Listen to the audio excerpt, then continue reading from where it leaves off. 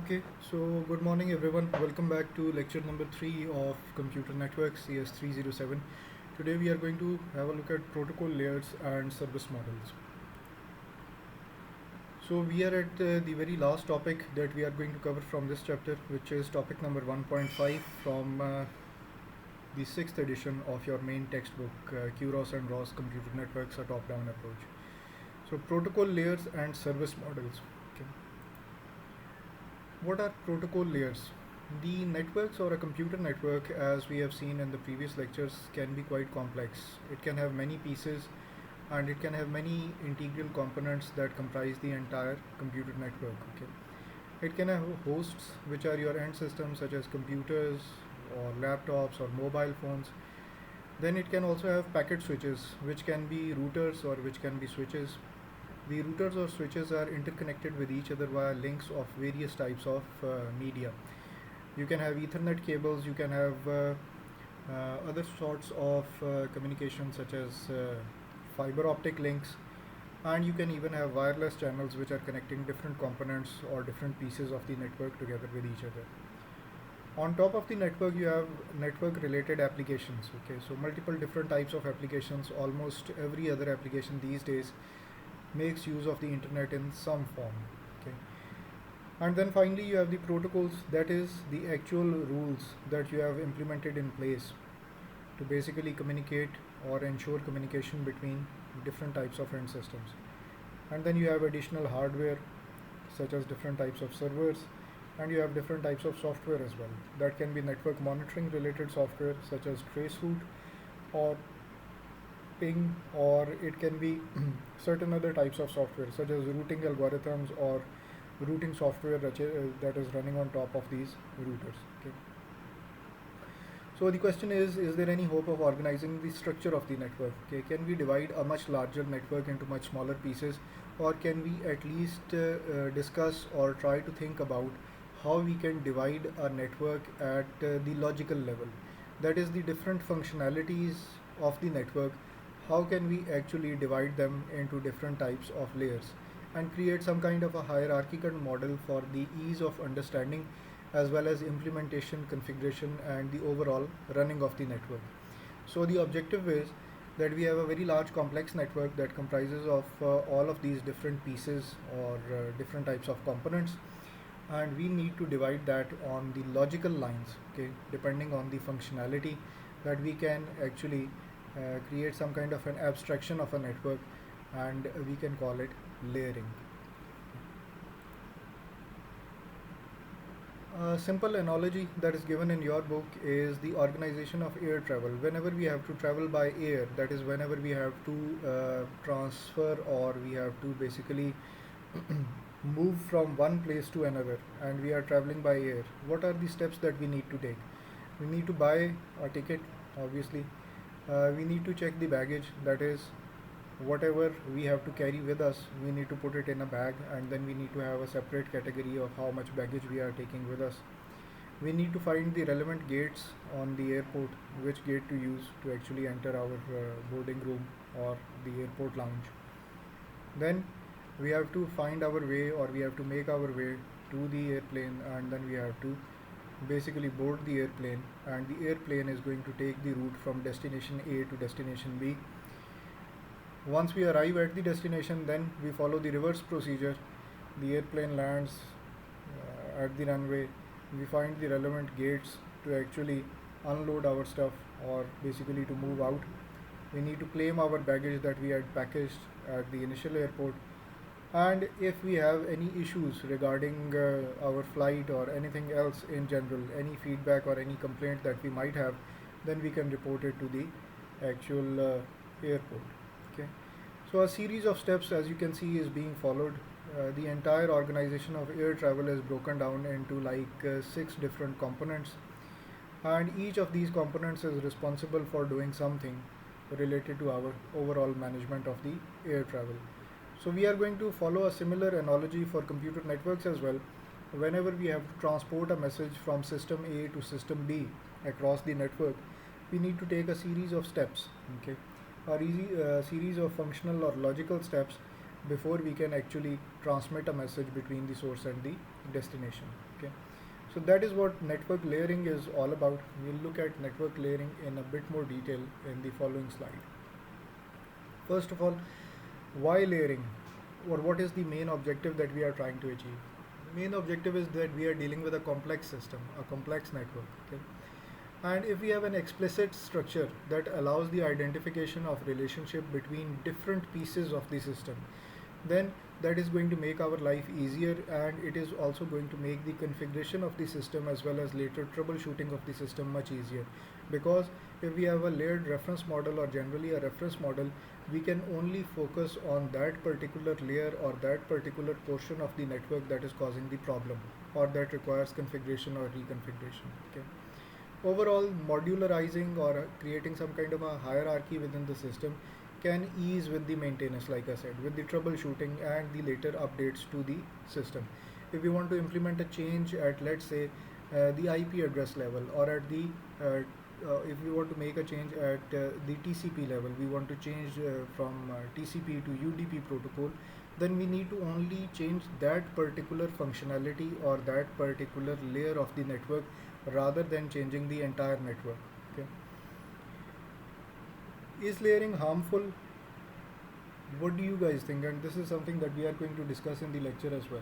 When we create a modular approach, or when we split the functionality of the network into different layers, and we deal with those layers in isolation, is that going to cause any kind of harm to the network, or is that beneficial for the network overall, or what are the, let's say, advantages or disadvantages of layering, specifically the disadvantages? Okay, so this is your typical internet protocol stack. Okay, we also call it as the TCP IP stack. The entire network or the functionality of the network is divided into 5 different layers. Okay, the application layer, transport, network, link, and physical. You will need to memorize the hierarchy and the names of these layers. First of all, let's start with application layer. What is application layer used for? It is for supporting the network applications such as file transfer protocol, simple mail transfer protocol, and hypertext transfer protocol, real-time protocol, Skype, etc.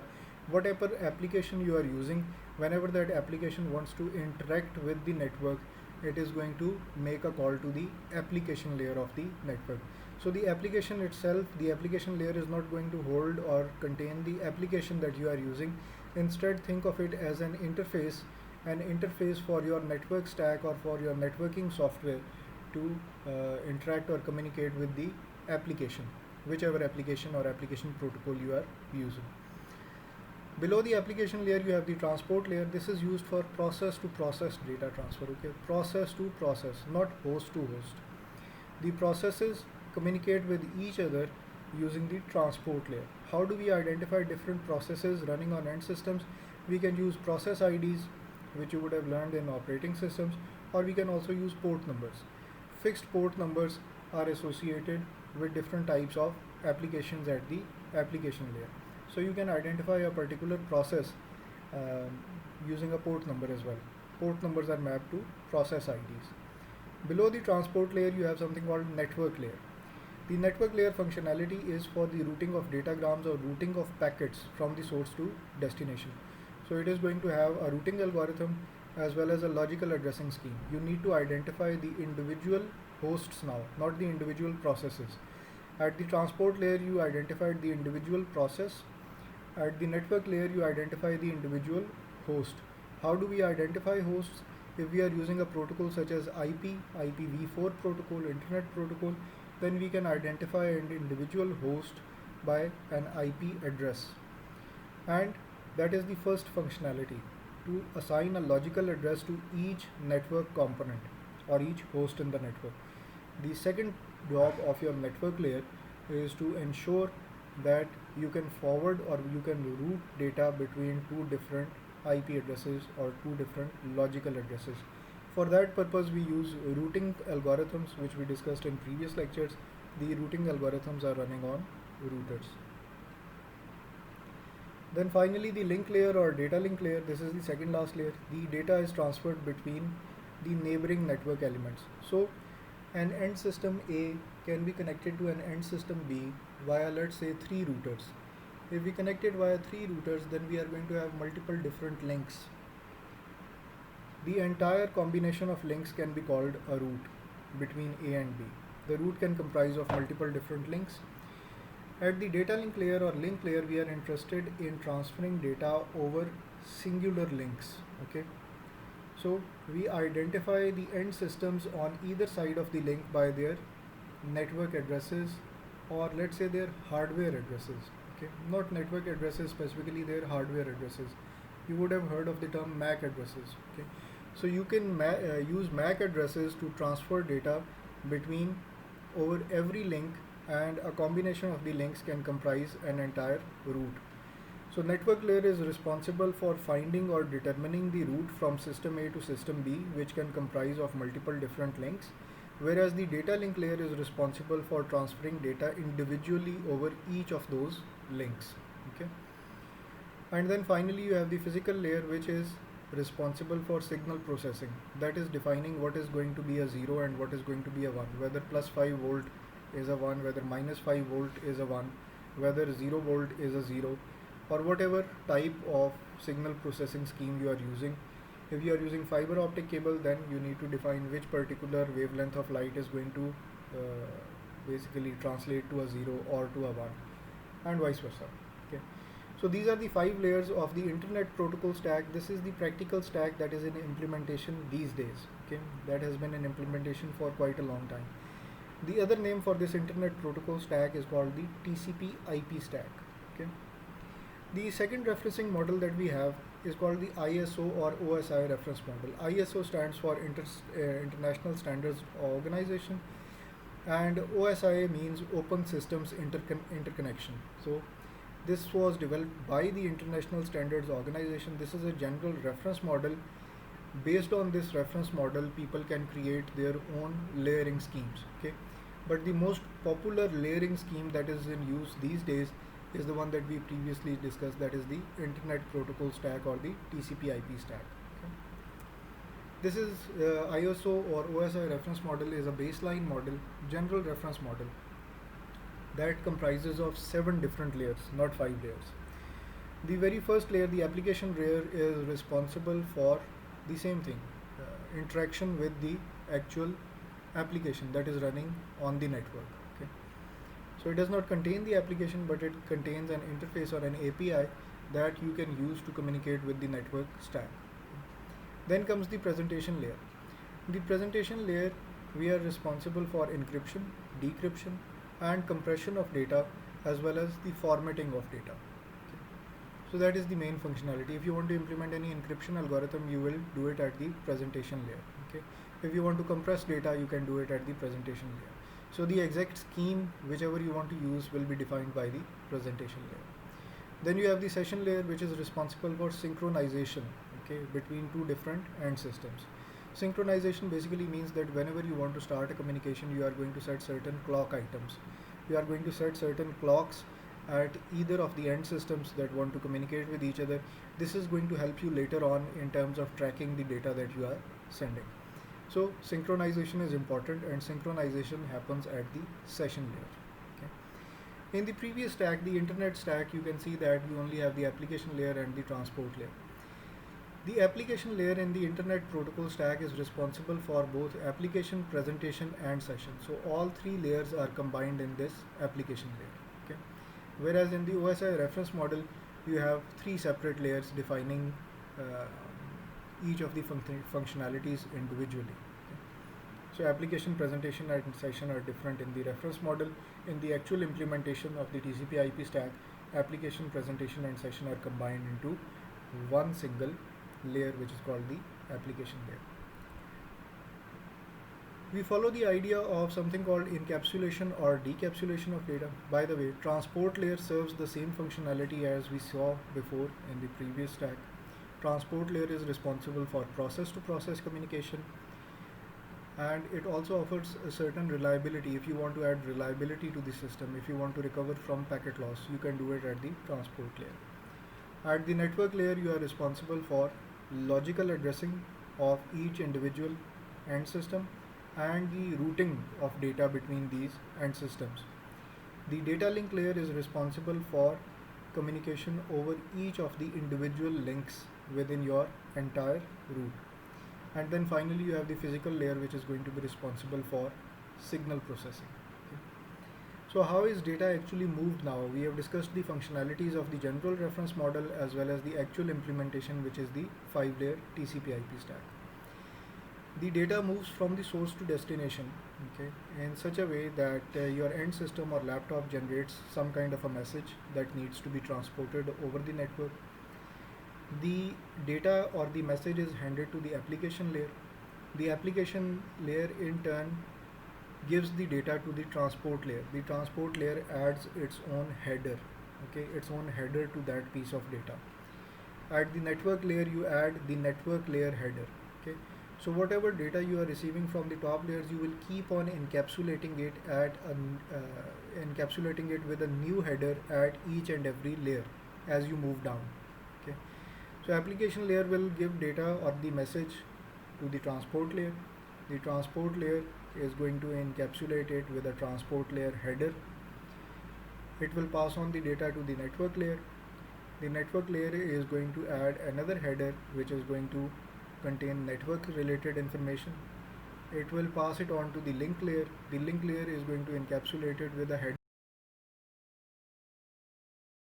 Link layer, you are going to add a trailer as well, something at the end of the message, not just the header at the start of the message. And then finally you will give it to the physical layer. The physical layer is going to transmit it over a link to, let's say, a switch, okay. A switch can only operate at the bottom two layers of the TCP/IP stack. So it only understands physical layer and it only understands link layer. Okay, it does not understand anything about network transport or application. As soon as it receives the data, it is going to pass it on to a router. A router understands the bottom three layers. It understands network, link, and physical layer. It will check the relevant information in the relevant headers, okay, for the network, for the link, for the physical, and it will move it to the destination, okay. Once it arrives at the destination, the message is going to get checked. The link layer is going to remove the header and trailer for the link layer and check the relevant information matches that of the destination. Then it will pass the remaining data to network layer. The network layer will de-encapsulate it again and remove the network layer header that was added at the source. It will check whether the IP address matches that of the destination. It will send the remaining message to the transport layer. The transport layer will check the process ID, whether that matches that of the destination, and where to actually forward this message, that is to which particular process. So it will remove the header of the transport layer after reading that information, and it will pass on the remaining message to the relevant process via the application layer. So at the source you have encapsulation of data, that is, you are receiving a message from the actual application via the application layer, and the transport layer adds its own header with process IDs, that is on the destination side which process you need to pass this message to. At the network layer, we add the network layer header which tells the network, the entire network and intermediate devices, that what is going to be the destination IP address that we need to transmit it to. The link layer is responsible for determining the address or the MAC address of the next hop, that is the switch or the router in this particular case, that where do we need to send this message first. And the physical layer is responsible for translating all of this into zeros and ones and transmitting it. Once it arrives at the switch is called a layer 2 device. It is only responsible for understanding the link and physical layer. So physical layer at the switch will receive the zeros and ones. It is going to recreate the actual message, and it is going to check the link layer address, okay, the MAC address, whether that matches of this particular switch or of the next router, and then it is going to pass on the message to the next router. Once it arrives at the router is called a layer 3 device because it is able to understand network, link, and physical. At the physical layer of the router, we are going to again receive the zeros and ones, and we are going to recompile the packet or the message. The link layer at the router will check whether the destination MAC address matches that of this particular router and where to transmit it next. That is what is the destination MAC address going to be once you transmit it to the laptop or to the computer afterwards. So you are going to update that information, and at the network layer it is going to check what is the IP address of the destination. Okay, so it is going to make sure that it matches that of your destination computer, and it is going to forward it this entire message to your destination. The switch is not going to alter the network, transport or application layer information. Similarly, the router is not going to alter the transport or application layer information. Switch is again called a layer 2 device, whereas a router is called a layer 3 device because it understands 3 layers. Switch understands 2 layers. The end systems are complete operating systems which understand all the 5 layers. Okay. So once at the destination, the message arrives. The physical layer is responsible for translating zeros and ones back into a message. It will pass on the information to the link layer. Link layer will check whether the information in the link layer header and trailer matches that of this destination computer, that is the MAC address of this computer. It will pass on the remaining extracted message to network layer. Network layer will look at the network layer header which was added at the source, and it will check whether the IP address matches of this destination computer. If it matches, it is going to pass it on to the higher layers. If it does not match for any reason, then the packet is going to get discarded at this stage. Okay. Provided that the network address is fine, the message will get passed on to transport layer. Layer will check the transport layer header with the information that was added at the source, and it is going to check what is the port number or the process ID that I need to pass on this message to. And then via the application layer, the message is passed to the relevant process running on this end system, the process being the actual application. Okay.